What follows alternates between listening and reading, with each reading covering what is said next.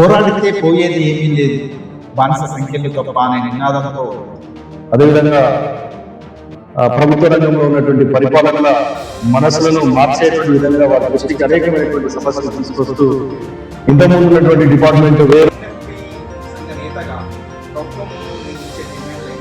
ఇప్పుడున్నటువంటి డిపార్ట్మెంట్ వేరు. సంవత్సరంలో ఖాళీగా ఉన్నటువంటి అన్ని ఖాళీలను వెంబడి ఫిలప్ చేసి ఈ యొక్క అవుట్ సోర్సింగ్ విధానాన్ని కూడా రద్దు చేయమని ప్రభుత్వం ముందట ఇలాంటి ప్రముఖమైనటువంటి డిమాండ్స్ తోని మా యొక్క సంఘం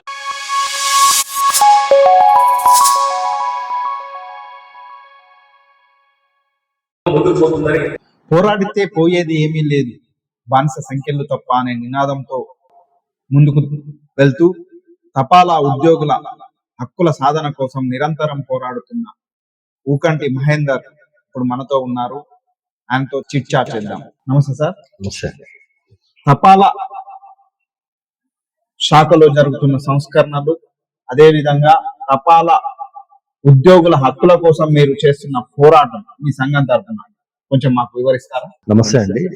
జర్నలిస్ట్ మిత్రులందరికీ వరల్డ్ ప్రెస్ ఫ్రీడమ్ డే సందర్భంగా మీ అందరికీ శుభాకాంక్షలు తెలుపుతూ మీ యొక్క నిస్వార్థ సేవను, మీ యొక్క కళాన్ని ప్రజల్ని చైతన్యవంతులను చేస్తూ, అదేవిధంగా ప్రభుత్వ రంగంలో ఉన్నటువంటి పరిపాలకుల మనసులను మార్చేటువంటి విధంగా వారి దృష్టికి అనేకమైనటువంటి సమస్యలు తీసుకొస్తూ ఈరోజు మీరు చేస్తున్నటువంటి సేవను మేము ప్రశంసిస్తూ మీ అందరికీ మరొక మారు మా యొక్క రాష్ట్ర సంఘం తరఫున, All India Post Employees Union Group C సంఘం తరఫున మీ అందరికీ పేరు పేరున శుభాకాంక్షలు తెలుపుతూ, ఈరోజు పోస్టల్ డిపార్ట్మెంట్ లో జరుగుతున్నటువంటి అనేక రకమైనటువంటి సంస్కరణల పైన, డిపార్ట్మెంట్ లో ఉన్నటువంటి ఉద్యోగులకు సంబంధించినటువంటి జీవితాల పైన, వారు చేసేటువంటి ఉద్యోగ విధానం పైన మీరు మాతోని చర్చకు రావడము మేము స్వాగతిస్తా ఉన్నాం. ముఖ్యంగా డిపార్ట్మెంట్ అనేటువంటిది ఇంతకుముందు ఉన్నటువంటి డిపార్ట్మెంట్ వేరు, ఇప్పుడు ఉన్నటువంటి డిపార్ట్మెంట్ వేరు. ఎందుకోసం వేరంటున్నామంటే, ఒకప్పుడు సాంప్రదాయపరమైనటువంటి పనులు మాత్రమే చేసేటువంటిది ఒక డిపార్ట్మెంట్. అంటే ఉత్తరాల పైననే మేజర్ గా ఆధారపడినటువంటి డిపార్ట్మెంట్, ప్రజలకు నిస్వార్థమైనటువంటి సేవలు అందించినటువంటి డిపార్ట్మెంట్. అంటే కేవలం ఉత్తర ప్రత్యుత్తరాలు ఏవైతే ఉన్నాయో, అంటే రాసేవారు అదేవిధంగా ఆ యొక్క ఉత్తరాన్ని ఇచ్చేవాళ్ళు, ఆ ఉత్తరాన్ని స్వీకరించేటువంటి వాళ్ళు, ఈ ముగ్గురు మధ్యలోనే ఈ యొక్క డిపార్ట్మెంట్ ఉండేటువంటిది. అంటే ప్రజలకు సంబంధించినటువంటి భావోద్వేగాలు ఎక్కడి నుంచి ఎక్కడికి వెళ్ళాలన్నా కూడా ఈ యొక్క డిపార్ట్మెంట్ తన యొక్క అమూల్యమైనటువంటి సేవల్ని వారి యొక్క ఆ యొక్క డిపార్ట్మెంట్ లో పనిచేసేటువంటి ఉద్యోగుల ద్వారా ఈ యొక్క దేశ ప్రజలకు అందిస్తా ఉన్నది. ముఖ్యంగా కాశ్మీర్ నుంచి కన్యాకుమారి వరకు ఎక్కడి నుంచి ఎక్కడికైనా కూడా రేట్ తో సంబంధం లేకుండా ఉత్తరం యొక్క విలువ ఎంతైతే ఉందో అంతే ఉత్తరాన్ని ఇక్కడ పోస్ట్ చేస్తే విమానం ద్వారా తీసుకెళ్లి బాంబేలో ఉండేటువంటి వారి యొక్క కుటుంబ సభ్యులకు అందించేటువంటి నేపథ్యం కలిగినటువంటి డిపార్ట్మెంట్ యొక్క పోస్టల్ డిపార్ట్మెంట్. కాబట్టి డిపార్ట్మెంట్ లో ఈ రోజు ట్రెడిషనల్ వర్క్ కొంత పక్కకు జరిగినప్పటికీ మేజర్ గా బ్యాంకులకు ధీటుగా ఈ రోజు పోస్టల్ డిపార్ట్మెంట్ పనిచేస్తా ఉంది. మారుమూల ప్రాంతాలలో ఉండేటువంటి ప్రజలకు ఈ యొక్క ఫైనాన్షియల్ ఇంక్లూజన్ ఏదైతే ఉందో ఆ యొక్క సేవల్ని మొత్తం అందిస్తా ఉంది. గ్రామీణ ప్రాంతాల్లో పనిచేసేటువంటి గ్రామీణ డాక్ సేవకులు ఈ రోజు ఇంట్లో ఉండేటువంటి గుడిసెలో ఉండేటువంటి ముసలమ్మ కూడా మినీ ఏటీఎం ద్వారా డబ్బులు అందిస్తున్నటువంటి కార్యక్రమం జరుగుతా ఉంది. అంటే గుడిసెలో ఉన్నటువంటి ముసలమ్మ ఆమె బెడ్ మీద ఉన్న రాలేనటువంటి పరిస్థితిలో ఉన్న ఆమెకు ఆసరా పెన్షన్ డబ్బులు కావాలన్నా కూడా ఆ యొక్క గ్రామీణ డాక్ సేవకులు ఈ రోజు ఇంటికి వెళ్లి మినీ ఏటీఎం ద్వారా బ్యాంకులకు ధీటుగా మా యొక్క సర్వీసెస్ అందిస్తా ఉన్నాయని ఈ సందర్భంగా మీకు తెలియజేస్తా ఉన్నా. అంటే ఇలాంటి సంస్కరణలు ఇవే కాకుండా చాలా వచ్చాయి. కాబట్టి డిపార్ట్మెంట్ అనేటువంటిది ట్రెడిషన్ నుంచి బిజినెస్ ఓరియంటెడ్ గా మారిందని ఈ సందర్భంగా మీకు తెలియజేస్తా ఉన్నా. అంటే మీరు ఇప్పుడు చేరిన కాంచి ఇప్పటి వరకు మీ ఉద్యోగ ప్రస్థానంలో మీరు సాధించిన విజయాలు, మీరు పోస్టల్ ఉద్యోగుల కోసం చేసిన పోరాటంలో మీరు సాధించిన విజయాలు ఒకసారి మాకు వివరిస్తారా? పోస్టల్ ఉద్యోగంలో నేను కూడా గ్రామీణ డాక్ సేవకుగానే నా యొక్క జీవితం ప్రారంభమైంది. 2000 సంవత్సరంలో నేను కూడా GDS BPM గా ఓదల మండలంలో ఉన్నటువంటి గుంపుల గ్రామంలో Gramin Dak Sevak branch post master గా నా యొక్క ప్రస్థానం మొదలైంది. 2010 వరకు నేను GDS BPM గా పనిచేశా. తర్వాత ప్రమోషన్ లో పోస్ట్ మెన్ గా, తర్వాత 2015 తర్వాత నేను గ్రూప్ సి ఉద్యోగిగా కూడా నియామకం కావడం జరిగింది. అయితే మనము ఒక దశ నుంచి మరొక దశకు ఇంకొక దశకు మారినప్పటికీ కూడా కానీ ఏ దశలో ఉండేటువంటి సమస్యలు ఆ దశలో అలాగనే ఉన్నాయి. అయినప్పటికీ ఒక యూనియన్ లీడర్ గా అంటే మాది ముఖ్యంగా ఇప్పుడు గ్రామీణ డాక్ సేవగా ఉన్న సందర్భంలో 2004వ సంవత్సరంలో నేను GDS బ్రాంచ్ అధ్యక్షునిగా పనిచేశా. అప్పుడు మాకు 6వ వేతన కమిటీ ఉండేది. 6వ వేతన కమిటీలో నటరాజమూర్తి కమిటీ అనేటువంటి ఒక 1 మ్యాన్ కమిటీని అప్పుడు 8th CPC అంటే సెంట్రల్ ఉద్యోగులకు ఇచ్చేటువంటి ఆ యొక్క పే కమిషన్ వేశారు. అప్పుడు 6వ వేతన కమిటీలో కొన్ని రికమెండేషన్స్ ఉన్నాయి. తర్వాత 7వ వేతన కమిటీలో కమలేచంద్ర కమిటీ అని వచ్చింది. 6వ వేతన కమిటీలో ఉద్యోగులకు సంబంధించి గ్రామీణ డాక్ సేవలకు సంబంధించి అనేకమైనటువంటి రికమెండేషన్స్ ఏ విధంగా ఉన్నాయంటే ఉద్యోగులను తొలగించమని, లేకపోతే ఉన్న ఆఫీసర్లను ఎత్తేయమని, తర్వాత ఇన్ని జీతభత్యాలు అవసరం లేదనేటువంటి విధంగా అప్పుడు నటరాజు గుర్తించారు. కానీ కమలేచంద్ర ఏమి ఇచ్చారంటే 7th CPC లో ఉద్యోగుల యొక్క సంక్షేమం ఇంకా చూడాలని, వారికి ఆరోగ్య పథకాన్ని వర్తింపచేయాలని, వారికి గ్రాట్యుటీని పెంచాలని, అదేవిధంగా వారి యొక్క పిల్లలకు ఉన్నత విద్యాభ్యాసం అందించడానికి అలవెన్స్ ఇవ్వాలని, అంటే చాలా వరకు పాజిటివ్ రికమెండేషన్స్ 7th CPC లో కమలేచంద్ర ఇచ్చారు. కానీ ఇప్పటి వరకు కూడా అందులో సగం కూడా రికమెండేషన్స్ పాపం గ్రామీణ డాక్ సేవకులకు అందించడం లేదు.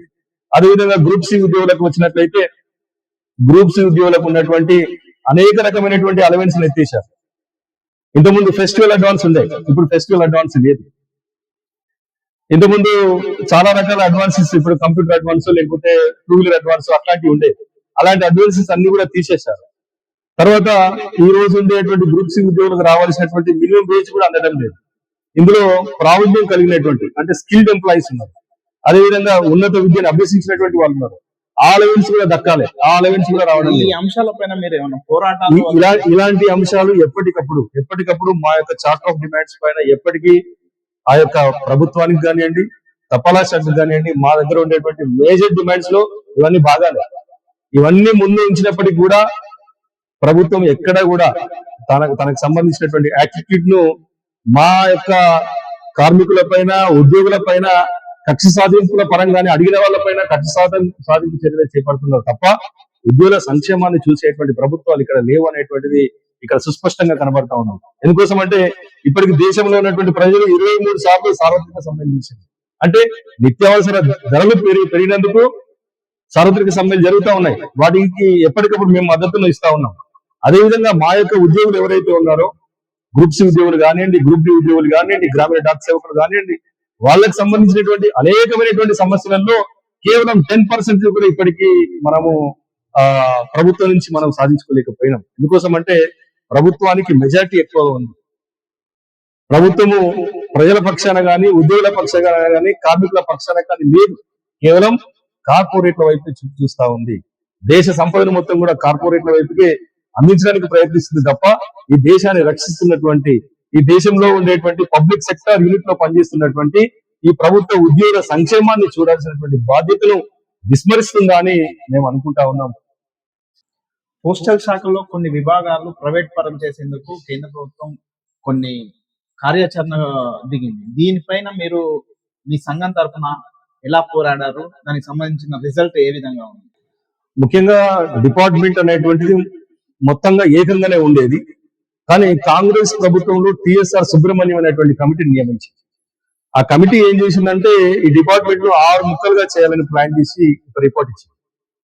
అందులో 6 ముక్కలు ఏంటంటే, ఒకటి మెయిల్స్ కానివ్వండి, పార్సల్ కానివ్వండి, తర్వాత సేవింగ్ బ్యాంక్ కానివ్వండి, అదేవిధంగా ఇన్సూరెన్స్, ఒక కొత్త కంపెనీని మనం తీసుకొచ్చి ఇందులో ఇంప్లిమెంట్ చేసి ఒక ప్రైవేట్ పరం చేయడాన్ని మేము వ్యతిరేకించాం. ముందు నుంచి కూడా వ్యతిరేకించాం. మన జరిగినటువంటి ఆగస్టు 2020-22 మధ్యలో జరిగినటువంటి ఆగస్టు 10వ తారీఖున జరిగినటువంటి ఆ యొక్క సమ్మె ఉధృతం కావడం వల్ల ఐపీపీబీలో యొక్క సేవింగ్ బ్యాంకును మెర్జ్ కాకుండా మా యొక్క డిపార్ట్మెంట్ లో మా యొక్క సంఘం కీలకమైనటువంటి పాత్ర వహించి దేశవ్యాప్తంగా సమ్మెలు చేసి 1 డే స్ట్రైక్ చేసి ఆ యొక్క ప్రపోజల్ ను మేము అడ్డుకున్నామని ఈ సందర్భంగా తెలియజేస్తాం. సాంకేతిక విప్లవం ఉన్న ప్రస్తుత తరుణంలో ప్రైవేట్ సెక్టార్లతో మన తపాలా శాఖ ఏ విధంగా పోటీ పడుతుంది, అంటే ఉద్యోగులను కూడా ఆ విధంగా సిద్ధం చేయడానికి మీ సంఘం తరఫున ఏమైనా ప్రయత్నాలు చేశారా, ఏమైనా కార్యాచరణ దిగారా? ఇప్పుడు డిపార్ట్మెంట్ లో ఇన్ఫర్మేషన్ టెక్నాలజీ, సాంకేతిక సమాచార వ్యవస్థ అనేటువంటిది చాలా స్పీడప్ అయిపోయింది. ఇప్పుడు ప్రస్తుతము ఐటీ 2.0 అనేటువంటి ఒక సాఫ్ట్వేర్ తోని డిపార్ట్మెంట్ ముందుకు వెళ్తా ఉంది. ఈ ఐటీ 2.0 అనేటువంటిది ఫీల్డ్ లెవెల్లో ఏ పని చేసినా, ఫీల్డ్ లెవెల్లో గ్రామీణ ప్రాంతంలో ఏ పని చేసినా, అంటే ఒక బ్రాంచ్ పోస్ట్ మాస్టర్ కానివ్వండి, ఒక గ్రామీణ డాక్ సేవక్ కానివ్వండి, లేకపోతే ఉత్తరాలు బట్వాడా చేసేటువంటి ఒక బంట్రోత్ కానివ్వండి, తనకు ఎన్ని ఉత్తరాలు వచ్చినాయి, ఆయన ఎన్ని ఉత్తరాలు డెలివరీ తీసుకెళ్లాడు, ఎన్ని ఉత్తరాలు డెలివరీ అయినాయి, ఎన్ని ఉత్తరాలు రిటర్న్ అయినాయి, ఎన్ని ఉత్తరాలు అతని దగ్గర పెట్టుకున్నటువంటి వ్యవస్థ ఇక్కడ, అంటే ఫీల్డ్ క్షేత్ర స్థాయిలో చేసేటువంటి ఈ సమాచారం మొత్తం కూడా ఢిల్లీ లెవెల్లో, అంటే కేంద్ర స్థాయిలో ఉండేటువంటి ఉన్నతాధికారులు కూడా చూసేటువంటి వ్యవస్థ ఏ రోజుకి ఆ రోజు మానిటర్ చేసేటువంటి వ్యవస్థ వచ్చింది. ఈ రోజు ఇన్సూరెన్స్ కి సంబంధించి పిఎల్ఐ ఆర్పిఎల్ ఉంది. ఆర్పిఎల్ అంటే రూరల్ పోస్టల్ లైఫ్ ఇన్సూరెన్స్. అంటే 18 నుంచి 50 సంవత్సరాల లోపు ఉన్నటువంటి యువకులు ఎవరైనా కూడా ఆర్పిఎల్ తీసుకోవచ్చు. దానికి సంబంధించి టార్గెట్స్ ఇచ్చినా కూడా ఉద్యోగులు చేస్తా ఉన్నారు. పిఎల్ఐ ఉంది. ఈ రోజు గ్రాడ్యుయేట్స్ కే, అంటే ఇంతకుముందు గవర్నమెంట్ ఎంప్లాయీస్ కి మాత్రమే ఉండే, ఇప్పుడు గ్రాడ్యుయేట్స్ ఎవరైతే ఉన్నారో వాళ్ళకు కూడా పిఎల్ఐని ఎక్స్టెండ్ చేశారు. అంటే ఇలాంటి కార్యక్రమాలు ఏవైతే ప్రజలకు మేలు చేసేటువంటి పథకాలు ఏవైతే ఉన్నాయో ఆ పథకాలను ముందుకు తీసుకెళ్ళడానికి ప్రతి ఉద్యోగి కూడా సంసిద్ధంగా ఉన్నాడు. ఏవైతే ప్రజలకు అవసరం లేనటువంటి అలాంటి వాటిని మేము వ్యతిరేకిస్తున్నాము. అశాస్త్రీయపరమైనటువంటి టార్గెట్లు మాత్రమే మేము వ్యతిరేకిస్తున్నాము. ఈ యొక్క డిపార్ట్మెంట్ ఎల్లకాలం ఉండేందుకోసమే, అంటే గవర్నమెంట్ కింద ఉండేందుకోసమే మా యొక్క ప్రయత్నం తప్ప పబ్లిక్ సెక్టార్ నుంచి ఈ యొక్క ప్రభుత్వం తప్పించాలంటే మాత్రము మేము తప్పనిసరిగా మా యొక్క ఉద్యమాన్ని ఎప్పటికప్పుడు ఉధృతం చేస్తాం. క్షేత్రస్థాయి లోపల కూడా పోరాటాన్ని ఉధృతం చేస్తామని ఈ ప్రభుత్వానికి ఎన్నోసార్లు మేము కూడా ఒక 30 సంవత్సరాల క్రితం పోస్టల్ వ్యవస్థ అంటే ఒక కుటుంబంలో, ప్రతి కుటుంబంలో ఒక భాగంగా ఉండేది. మంచి చెడు ఏ విషయాన్నైనా ముందుగా ఒక తపాలా శాఖ నుంచే తపాలా ఉద్యోగే చేరవేసేవారు. ఇప్పుడు కొంత ప్రజల నుంచి కొంత దూరమైంది పోస్టల్ శాఖ అనే విమర్శ ఉంది. దీనిపై మీ మాట? ప్రజలకు దూరం ఏం కాలేదండి. కాకపోతే ట్రెడిషనల్ పరమైనటువంటి సేవలలో కొంత జాప్యత రావచ్చు. అది కూడా మర్చిపోయేందుకోసమే మేము ఎప్పటికప్పుడు డిపార్ట్మెంట్ కూడా ఎప్పటికప్పుడు ఏం చేస్తుందంటే లేఖ రచన పోటీలను స్వాగతిస్తున్నాం. అంటే ఎవరికంటే ప్రైమరీ ఎడ్యుకేషన్ లో ఉండేటువంటి విద్యార్థుల నుంచి దాదాపు హైయర్ ఎడ్యుకేషన్ లో ఉండేటువంటి విద్యార్థుల వరకు కూడా ఈ లేఖ రచనను మర్చిపోవద్దు. ఉత్తరం రాయడం వల్ల ఆ యొక్క ఉత్తరం రాసే సందర్భంలో కూడా మీరు రాసేటువంటి పదాలు ఎదుటి వారి యొక్క భావ ఉద్యోగాన్ని దృష్టిలో ఉంచుకొని ఉంటాయంటే అనేటువంటి విధంగా లేఖ రచన పోటీలను కూడా ఈ యొక్క విధానాన్ని మర్చిపోవద్దు అనేటువంటి ఉద్దేశంతో వాటిని కూడా క్షేత్రస్థాయిలో ప్రతి పాఠశాలలో కూడా డిపార్ట్మెంట్ కండక్ట్ చేస్తుంది. అందులోపల మంచి లేఖ రచన చేసినటువంటి పిల్లలకు ప్రోత్సాహం కలిగిస్తుంది. ఇప్పుడైతే మొన్న జరిగినటువంటి అంతర్జాతీయ లేఖ రచన పోటీలలో వాళ్ళను ప్రపంచ స్థాయిలో ఉండేటువంటి టూర్పులు తీసుకునేటువంటి ప్రయత్నం కూడా డిపార్ట్మెంట్ తీసుకుపోతా ఉంది. ఏది ఏమైనప్పటికీ ఈ సెల్ ఫోన్ వచ్చినప్పటి నుంచి కొన్ని మార్పులు జరిగినటువంటి మాట వాస్తవం. అయినప్పటికీ డిపార్ట్మెంట్ మాత్రము బిజినెస్ ఓరియంటెడ్ గా, అంటే పార్సల్స్ కానివ్వండి, లేకపోతే స్పీడ్ పోస్ట్ ఆర్టికల్స్ కానివ్వండి, రిజిస్టర్డ్ పోస్ట్ కానివ్వండి, లేకపోతే విదేశాలకు పంపించేటువంటి విభిన్నమైనటువంటి పార్సల్స్ కానివ్వండి, ఈ రోజు బయట మార్కెట్ లో ఉండేటువంటి కొరియర్స్ తోని పోటీపడి, ఎందుకంటే డిపార్ట్మెంట్ కు విస్తృతమైనటువంటి నెట్వర్క్ ఉంది కాబట్టి ఏ ఒక్క మార్కెట్ లో ఉండేటువంటి ఏ ఒక్క కొరియర్ కూడా మాతో పోటీ పడదని మేమే వాళ్ళకు ఛాలెంజ్ చేసి చెప్తా ఉన్నాం. ఎందుకోసం అంటే మా సర్వీసెస్ అలా ఉంటాయి. తక్కువ రేటుతోనే ఎక్కువ సేవలు అందించేటువంటిది డిపార్ట్మెంట్ గా ఈ సందర్భంగా చెప్తా ఉన్నాం. అయితే తపాలా శాఖలో ఉన్న పథకాలు, ప్రజలకు ఉపయోగపడే స్కీమ్స్ ప్రజలకు చేరవేసే విషయంలో కొంత తపాలా శాఖ వెనుకబడిందనే ఒక విమర్శ ఉంది. దీనిపైన మీ అంటే ముఖ్యంగా ఏంటంటే డిపార్ట్మెంట్ లో మ్యాన్ పవర్ ఎక్కువ, అదేవిధంగా నెట్వర్క్ ఎక్కువ. ఇప్పుడు ప్రతి మండల కేంద్రంలో బ్యాంక్ ఉంటుంది, ప్రతి మండల కేంద్రం లోపల పోస్ట్ ఆఫీస్ ఉంటుంది. కానీ ప్రతి మారుమూల ప్రాంతంలో బ్యాంక్ లేదు, కానీ పోస్ట్ ఆఫీస్ మాత్రం తప్పకుండా ఉంది. కనీసం 2-3 కిలోమీటర్ల దూరం లోపలనే ఒక పోస్ట్ ఆఫీస్ ఖచ్చితంగా ఉండాలనేటువంటిది కేంద్రం ప్రతిపాదించినటువంటి అంశం. డిపార్ట్మెంట్ వాటిని స్వాగతించి ఈ రోజు కొత్తగా ఏర్పడినటువంటి ఎన్నో తండాలు, అంటే గ్రామ పంచాయతీలు కానివ్వండి, తండాలు కానివ్వండి, అలాంటి ప్లేస్లలో కూడా ఈ రోజు పోస్ట్ ఆఫీసులు, బ్రాంచ్ పోస్ట్ ఆఫీసులు తమ యొక్క కార్యకలాపాలను ఏర్పాటు చేసినాయి, తమ యొక్క కార్యకలాపాలను కొనసాగిస్తున్నాయి. కాబట్టి నిరంతర సేవలు అందించడం లోపల డిపార్ట్మెంట్ ఇప్పుడు ముందే ఉంది. బ్యాంకింగ్ రంగం కంటే పోస్టల్ వ్యవస్థనే ఇప్పుడు ఎన్నో రంగాల్లో ముందుకు పోతా ఉంది. ప్రతి డిపార్ట్మెంట్ లో ఉండేటువంటి ప్రతి ఒక్క స్కీమ్ కూడా ఈ రోజు ప్రజలకు చాలా మేలుగైనటువంటి స్కీమ్స్. ఎందుకోసం అంటే గడిచిన 2-3 సంవత్సరాల నుంచి వడ్డీ రేట్లు అసలు తగ్గించడం లేదు డిపార్ట్మెంట్. ఇప్పుడు మినిమం సేవింగ్ బ్యాంక్ పైన మినిమం రేట్ ఆఫ్ ఇంట్రెస్ట్ 4% ఉంది. అదే బ్యాంక్ కి వెళ్తే మీకు 3.5% ఉంది. దీన్ని మనము 4% అనేటువంటి మినిమం రేట్ ఆఫ్ ఇంట్రెస్ట్ గడిచిన 2 ఏళ్ల నుంచి తగ్గించకుండా దాన్ని కంటిన్యూ చేస్తాం. కానీ బ్యాంక్ మాత్రం అట్లా చేయడం లేదు. మన దగ్గర ఫిక్స్డ్ డిపాజిట్ చేస్తే ఆ సంవత్సరాలు పెరిగినా కొద్ది ఇంట్రెస్ట్ రేట్ పెరుగుద్ది మన దగ్గర. కానీ బ్యాంక్ లో సంవత్సరాలు పెరిగినా కొద్ది ఇంట్రెస్ట్ రేట్ తగ్గింది. మీరు కంపేర్ చేసి చూడండి. కాబట్టి బ్యాంకులలో ఉన్నటువంటి డిపాజిట్లను సైతం విత్డ్రా చేసుకుని వచ్చి మన పోస్ట్ ఆఫీసులలో ఈరోజు ప్రజలు హక్కున చేర్చుకుని పోస్ట్ ఆఫీసులలో డిపాజిట్ ఏర్పాటు చేస్తా ఉన్నారు.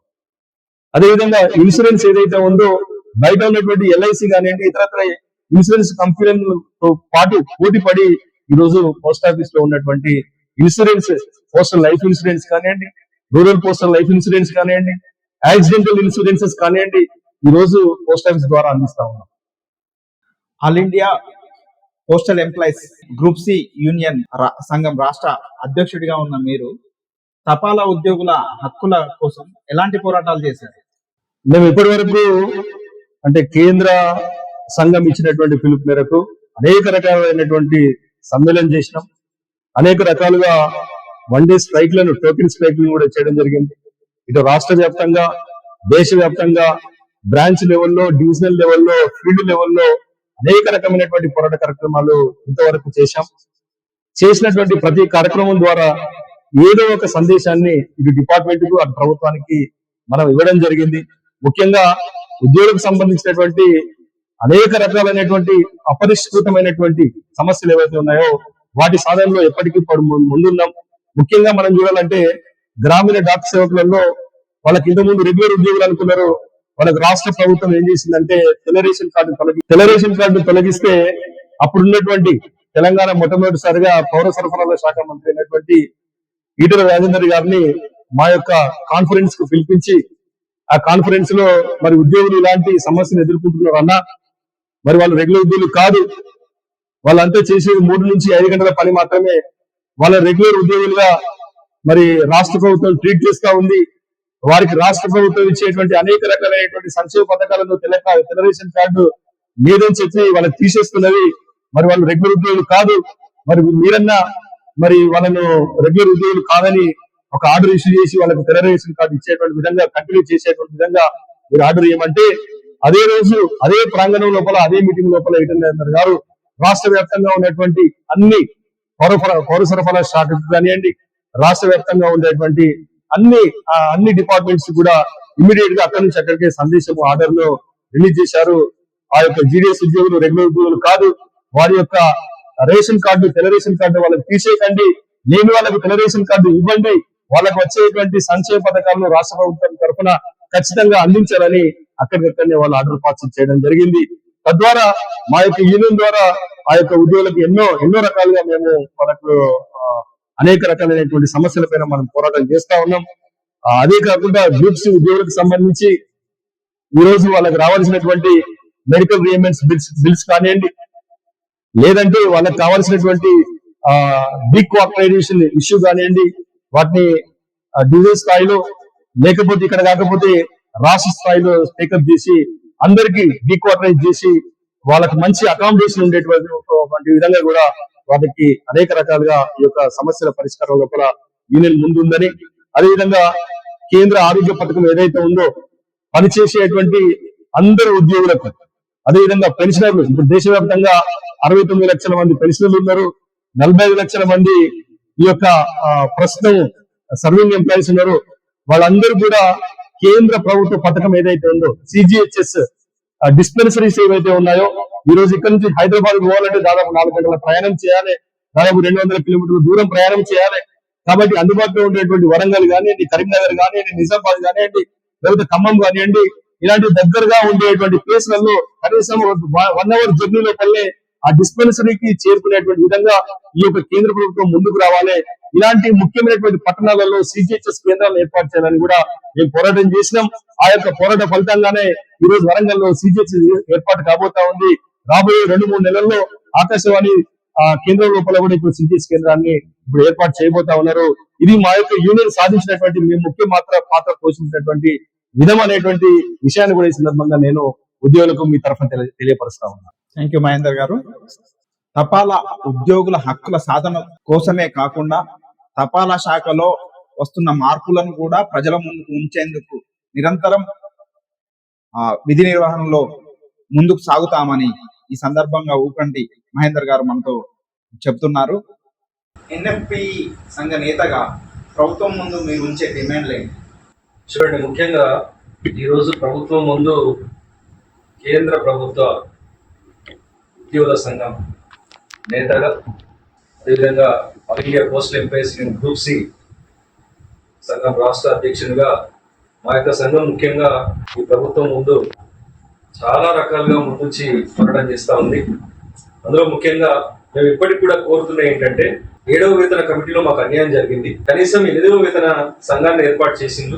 18 నెలల సమయాన్ని ఆ యొక్క సంఘానికి ఇచ్చారు. ఆ యొక్క సంఘం ఇప్పుడు దేశంలో ఉన్నటువంటి అన్ని యూనిట్స్ ను సందర్శిస్తూ అందరి దగ్గర వాళ్ళకి సంబంధించినటువంటి అభిప్రాయాలు సేకరిస్తా ఉన్నది. మొన్న నేషనల్ కౌన్సిల్ జీసీఎం జరిగింది. అందులో మా యొక్క నేతలు నేషనల్ కౌన్సిల్ సంబంధించినటువంటి మా యొక్క లీడర్స్ ఈ యొక్క 8th సిపిసి ముందు ప్రధానమైనటువంటి డిమాండ్స్ లలో ముఖ్యంగా 18,000 కనీస వేతనం నుండి ద్రవ్యోల్బణం పెరిగిపోయి 10 ఏళ్ల క్రితం ఉన్నటువంటిది కాకుండా ఇప్పుడు ద్రవ్యోల్బణం పెరిగింది. మాకప్పుడు 3.57 ఫ్యాక్టరీ ఇవ్వంటే 2.57కి ఇచ్చారు. వేజెస్ ఆ విధంగా పెంచి 18,000 మినిమం వేతనం ఇచ్చారు. మేము 26,000 అడిగితే 18,000 ఇచ్చారు అప్పుడు. కానీ అప్పటికిప్పటికీ లాట్ ఆఫ్ డిఫరెన్సెస్, చాలా చేంజెస్, చాలా మార్పులు జరిగినాయి. ఇప్పుడు మేము ఏమడుగుతున్నామంటే 18,000 కనీస వేతనం నుండి 69,000 కనీస వేతనాన్ని మీరు ఇవ్వాలని మేము డిమాండ్ చేస్తా ఉన్నాం. 3.833 ఫ్యాక్టర్ను మాకు కొనసాగించాలి, మాకు ఇవ్వాలని ఈ యొక్క 8th పే కమిషన్ ను అదేవిధంగా ఈ ప్రభుత్వాన్ని మేము డిమాండ్ చేస్తాం. ఇది నెంబర్ 1. నెంబర్ 2 ఏంటంటే మాకు ఇప్పటి వరకు 2004 కంటే ముందు వరకు కూడా ఓల్డ్ పెన్షన్ స్కీమ్ ను కంటిన్యూ చేశారు. 2004 తర్వాత ఓల్డ్ పెన్షన్ స్కీమ్ ను రద్దు చేసి దాని ప్లేస్ లో ఎన్పిఎస్ తీసుకొచ్చారు. మొన్నటికి మొన్న అన్ని మార్పులు చేసి యూపీఎస్ అని కొత్త పథకాన్ని తీసుకొచ్చారు. దానివల్ల ఏం ఉపయోగం ఉద్యోగులకు లేదు. ఎన్పిఎస్ అంటే న్యూ పెన్షన్ స్కీమ్, కానీ మా దృష్టిలో అది నో పెన్షన్ స్కీమే. యూపీఎస్ అంటే యూనిఫైడ్ పెన్షన్ స్కీమ్, కానీ మా దృష్టిలో యూజ్లెస్ పెన్షన్ స్కీమ్. అది మాకు కావాల్సింది కేవలం ఓల్డ్ పెన్షన్ స్కీమ్ మాత్రమే. 1982 సుప్రీంకోర్టు తీర్పు ప్రకారం దాదాపు 30 నుంచి 40 ఏళ్ల పాటు ప్రభుత్వానికి పనిచేసినటువంటి వ్యక్తికి దక్కేటువంటి గౌరవం తన యొక్క పదవి విరమణ సమయంలో పెన్షన్ మాత్రమే అని సుప్రీంకోర్టు తేల్చి చెప్పింది. ఆ సుప్రీంకోర్టు తీర్పునే మేము అమలు చేయమని చెప్తాము. కాబట్టి ఓల్డ్ పెన్షన్ స్కీమ్ ను అంగీకరించడం తప్ప మా ముందు ఇంకొకటి లేదు. కాబట్టి ఈ ప్రభుత్వం తప్పనిసరిగా ఓల్డ్ పెన్షన్ స్కీమ్ ను తప్పనిసరిగా అమలు పరచాలి, పునరుద్ధరణ చేయాలి. నెంబర్ 2. ఇక నెంబర్ 3 ఏంటంటే 2019-20 సంవత్సరం 21 సంవత్సరంలో కరోనా కాలం లోపల దేశవ్యాప్తంగా ఉన్నటువంటి అనేక మంది కేంద్ర ఉద్యోగులు తాము పనిచేస్తున్నటువంటి సంస్థల నుండి ఈ యొక్క దేశ ప్రజలకు సేవలు అందిస్తూ చనిపోయింది. ముఖ్యంగా తపాలా శాఖలో చాలా మంది చనిపోయారు. కానీ డిపార్ట్మెంట్ కు కానివ్వండి, అదేవిధంగా ప్రభుత్వం కానివ్వండి, అప్పుడు ఏం చెప్పిందంటే 10 లక్షల నష్టపరిహారం ఇస్తాం, కంపెన్సేషన్ ఇస్తాం, అదేవిధంగా ఆ యొక్క కుటుంబంలో ఉన్నటువంటి వాళ్లకు ఉద్యోగం కల్పిస్తాం, కంపాషనేట్ అపాయింట్మెంట్, కారుణ్య నియామకం ఇస్తామని చెప్పారు. కానీ ఇప్పటి వరకు పోస్టల్ డిపార్ట్మెంట్ లోపల కరోనా కాలం లోపల అరచేతిలో ప్రాణాలు పెట్టుకొని పనిచేసినటువంటి ఎవరైతే ఉద్యోగులు వారి యొక్క ప్రాణాలు కోల్పోయిందో మరి వాళ్ళకి ఇప్పటి వరకు కూడా 10 లక్షల నష్టపరిహారం అందించలేదు కాక వాళ్ళ ఇంట్లో కనీసం ఉద్యోగాన్ని కూడా ఇచ్చిన సందర్భం లేదు. కాబట్టి ఈ ప్రభుత్వం తప్పనిసరిగా ఆ యొక్క కరోనా కాలంలో చనిపోయినటువంటి కుటుంబాలకు కారుణ్య నియామకాన్ని ఇస్తూ ఆ యొక్క కుటుంబం లోపల 10 లక్షల రూపాయల నష్టపరిహారాన్ని కూడా చెల్లించాలని మేము డిమాండ్ చేస్తాము. ఇకపోతే కేంద్రం లోపల ఇప్పుడు 69 లక్షల మంది పెన్షనర్లు ఉన్నారు, 45 లక్షల మంది సర్వీస్ లో ఉన్నటువంటి ఎంప్లాయీస్ ఉన్నారు. ఈరోజు 69 లక్షల మంది పెన్షనర్లు అవసరం లేదని ప్రభుత్వం అంటున్నది, వాళ్ళతో ఏం అవసరం లేదంటున్నది. కానీ వారు ఈ దేశానికి మూల స్తంభాలుగా పట్టుకొమ్మలుగా పనిచేసినటువంటి వాళ్ళు ఈ రోజు రిటైర్ అయినటువంటి ఉద్యోగులు. వాళ్ళకి అలవెన్స్లు తీసేస్తా ఉంటున్నది, వాళ్ళకి ఇచ్చేటువంటి పెన్షన్ తగ్గిస్తా ఉంటున్నది. కానీ మేమేమంటున్నాం అంటే వాళ్ళ పెన్షన్ ను ఇంతకుముందు 15 ఏళ్ళకు ఒకసారి, అంటే 70 ఏళ్ళు దాటిన తర్వాత 15 ఏళ్ళకి ఒకసారి వాళ్ళకి రివైజ్ చేసేది. ఇప్పుడు ఇంకా మేమేం కోరుతున్నాం అంటే 10 ఏళ్ళకి ఒకసారి రివైజ్ చేయాలి, వాళ్ళకు ఉన్నటువంటి అలవెన్స్లు పెంచాలి, వాళ్ళకు ఆరోగ్య పరిస్థితుల పైన ఎప్పటికప్పుడు కేంద్రం దృష్టికరించి మరిన్ని సౌకర్యాలు వాళ్ళకి కల్పించాలి. అదేవిధంగా సర్వింగ్ ఎంప్లాయీస్ కూడా ఇప్పుడు వాళ్ళకి ఏదైనా జబ్బు వస్తే, వాళ్ళకి ఆరోగ్యం బాగా లేకపోతే సుదూర ప్రాంతానికి పోయే బదులు వారు వర్క్ చేస్తున్నటువంటి ప్లేస్లలో నియర్ బై ఈ యొక్క సిజిహెచ్ఎస్ సెంటర్లను, డిస్పెన్సరీలను ఏర్పాటు చేయడానికి ఈ యొక్క ప్రభుత్వం ముందుకు రావాలి. కాబట్టి అన్ని సౌకర్యాలను కేంద్ర ప్రభుత్వ ఉద్యోగులకు ఈ ప్రభుత్వమే ముందుండి వాళ్ళందరికీ సౌకర్యాలను కల్పించాలనేటువంటి మరొక డిమాండ్ కూడా మేము ముందర పెడతా ఉన్నాం. ఇకపోతే కేంద్ర ప్రభుత్వ రంగంలో పనిచేస్తున్నటువంటి బ్యాంకులకు వారానికి 2 రోజులు సెలవులు ఉన్నాయి. ఆదివారం ఉంది, శనివారం ఉంది, 1వ శనివారం ఉంది, 4వ శనివారం ఉంది. మరి మాకు పోస్టల్ ఉద్యోగులకు వారానికి 6 రోజులు ఖచ్చితంగా పనిచేయవలసిందే. కేవలం ఒకే ఒక్క ఆదివారం మాత్రమే సెలవు ఉంటుంది. ఇకపోతే దేశవ్యాప్తంగా వచ్చేటువంటి పండుగలు, రాష్ట్రంలో ఉండేటువంటి స్థానిక సెలవులు, ఇవన్నీ కలుపుకుంటే మాకు 17 సెలవులే వస్తున్నాయి. అంటే సెలవులు తక్కువ, శారీరక శ్రమ ఎక్కువ, పని గంటలు ఎక్కువ. కాబట్టి ఇవన్నిటి కూడా పరిగణలోకి తీసుకుంటే పోస్టల్ ఉద్యోగులు చాలా శారీరక శ్రమకు ఒరగొడుతున్నారు. కాబట్టి బ్యాంకులతో సహా మేము డిమాండ్ చేసేది ఏంటంటే పోస్టల్ డిపార్ట్మెంట్ లో కూడా వారానికి 5 రోజుల పని దినాలనే కల్పించాలని ఒక కేంద్ర ప్రభుత్వాన్ని కూడా నేను డిమాండ్ చేస్తా ఉన్నాను. ఇక అవే కాకుండా కెరీర్ పరంగా వచ్చినట్లయితే మాకు 3% ఇంక్రిమెంట్ ఉంది, 5% ఏమంటున్నాం. ఎంఎస్సిపిలు కూడా 5% పెంపాలి. ఈరోజు స్కిల్డ్ పెర్ఫార్మెన్స్ అంటున్నారు. ఈరోజు బోనస్లు సరిగ్గా ఇవ్వడం లేదు, బోనస్ ఫిక్స్డ్ బోనస్ ఇస్తున్నారు. కానీ అలా కాకుండా బోనస్ ను కూడా మాకున్నటువంటి బేసిక్ తో కలుపుకొని, బేసిక్ డిఏ తో కలుపుకొని బోనస్ ఇవ్వమంటున్నాం. ఎంఎస్సిపి పెంచమంటున్నాం, ఇంక్రిమెంట్ పెంచమని అడుగుతా ఉన్నాం. దేశంలో ఉండేటువంటి అన్ని ప్రభుత్వ రంగ సంస్థలలో ఖాళీగా ఉన్నటువంటి అన్ని ఖాళీలను వెంబడే ఫిలప్ చేసి ఈ యొక్క అవుట్ సోర్సింగ్ విధానాన్ని కూడా రద్దు చేయమని ఈ ప్రభుత్వాన్ని ముందర ఇలాంటి ప్రముఖమైనటువంటి డిమాండ్స్ తోని మా యొక్క సంఘం ముందుకు పోతుందని ఈ సందర్భంగా మీకు నేను తెలియజేస్తాను.